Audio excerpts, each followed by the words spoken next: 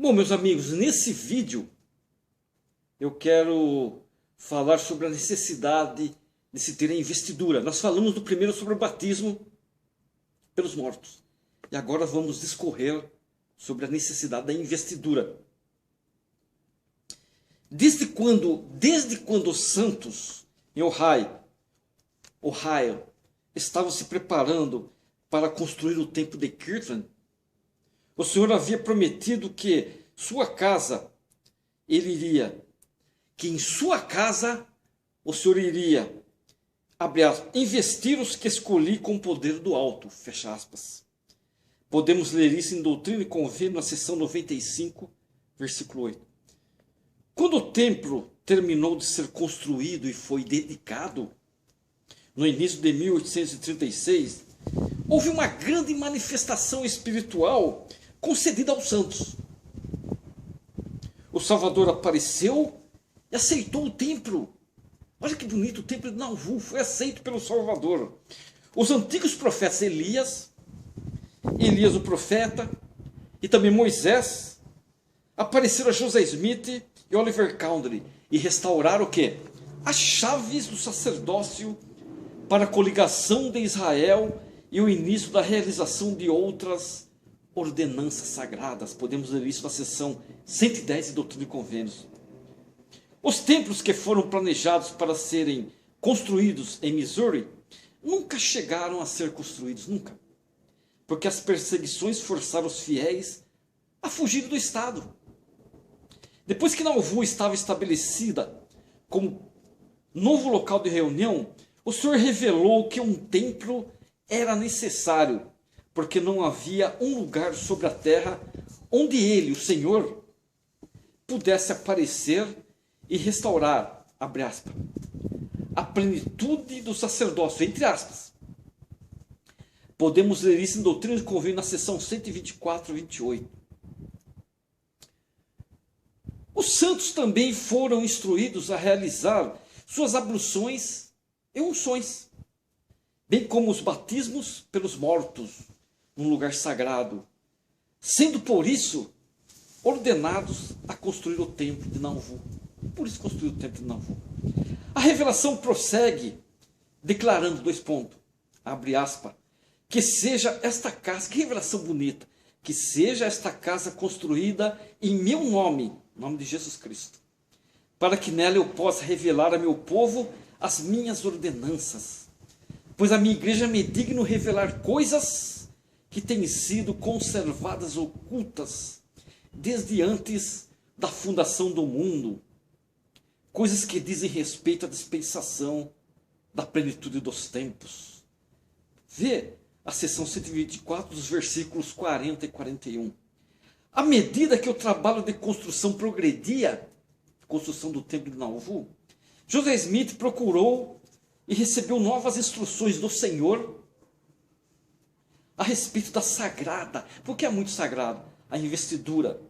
Contudo, não se sabe ao certo quando exatamente ele recebeu todas as instruções referentes às ordenanças do templo. Ele apresentou essas ordenanças a uns poucos santos dos últimos dias de confiança na sala superior de sua loja de tijolos vermelhos. A sua loja de tijolos vermelhos, em 4 de maio de 1842. Naquela época, praticamente, a loja de tijolos vermelhos era o único lugar onde pudesse ser adaptado para receber a investidura. Não tinha um outro local. Por quê? O prédio ficava próximo ao rio Mississippi, a um quarteirão da Mansion House e da casa de José Smith. Foi construído em 1841 e abriu as portas ao público em janeiro de 1842. Ocupando a maior parte do segundo andar, havia uma sala de reuniões utilizada para os conselhos do sacerdócio, a organização e as reuniões da Sociedade Feminina de Socorro de Nauvoo, reuniões municipais e reuniões maçônicas. Aulas eram dadas nesse local, apresentações teatrais, debates, palestras e reuniões do alto escalão da legião de Nauvoo. Em 3 de maio, com a ajuda de outras pessoas, 3 de maio, o profeta preparou seu escritório e a sala de reuniões de modo que representasse, abre aspas, o interior de um templo da melhor forma que as circunstâncias permitiam, fecha aspas, ponto. Na tarde do dia seguinte, o profeta administrou as primeiras investiduras a um grupo de pessoas escolhidas, que incluíam o patriarca da igreja Hyrum Smith, Brigham Young, Heber C. Kimball e Hillel Richard, dos 12 apóstolos, Newark Q. Whitney, bispo-geral, George Miller, presidente do Quórum de Sumos Sacerdotes de Nauvoo e bispo-geral, e James Adams, presidente do ramo de Springfield. José Smith relatou o seguinte a respeito desse importante evento.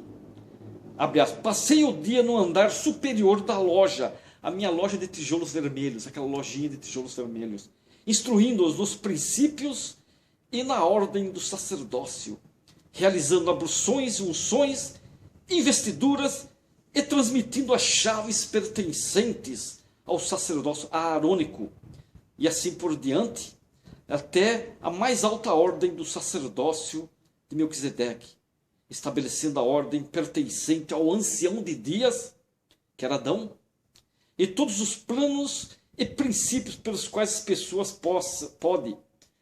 a pessoa pode garantir a plenitude das bênçãos que foram preparadas para a igreja do primogênito, e surgir e habitar na presença de Elohim nos mundos eternos. Olha que coisa linda. O Senhor havia declarado que essas ordenanças eram necessárias para abrir a porta da vida eterna e exaltação. Por esse motivo, elas eram muito procuradas pelos santos dos últimos dias fiéis. Gradualmente, durante os 2 anos seguintes, José Smith apresentou a investidura a aproximadamente 90 homens e mulheres. Ele apresentou a investidura. Aproximadamente 90 homens e mulheres. Ele também deu instruções particulares aos 12 apóstolos, concernente as chaves dessas ordenanças, instruindo os apóstolos a dar a investidura aos santos dignos. No templo tem que ser dada essa investidura. Passa essa investidura aos santos dignos, mas no templo. Quando esse estiver terminado, só vocês vão dar essa investidura a esses santos dignos quando o templo de Nauvoo estiver terminado. Em dezembro de 1845, o templo de Nauvoo estava suficientemente concluído para permitir a realização da ordenança. Muitos anos depois,